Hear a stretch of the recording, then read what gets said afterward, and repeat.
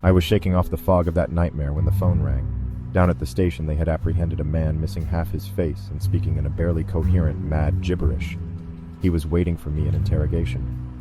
I arrived to find the station in a sort of pall, as though something was sucking the life force out of the very air of the building and the officers within. The beat cop who had picked up the disfigured man briefed me on his condition. I entered the interrogation room. The man's clothes, which I believed had comprised a suit at one point, were now rags caked with soot. He reeked as though he had been marinating in the foul depths of a stagnant pool for days. Yet I barely noticed anything besides his face, which, as I said, was half missing. He had the same features as the dead men in the car in church, but he still had his right eye and nostril and most of his mouth. His lack of coherence could somewhat be attributed to his injury's impairment on his ability to articulate, but the man was clearly half mad.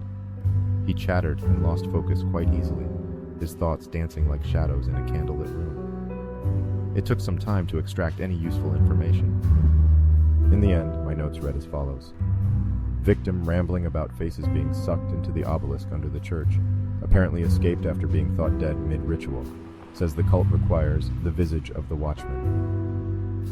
Visage of the watchman, he said again, as I felt it shake me to the bone. In an instant, the haunting memory of a case resurfaced from the depths of my mind, my very first working homicide almost a decade earlier. And for the first time, the jigsaw pieces of this eldritch nightmare began to fall into place.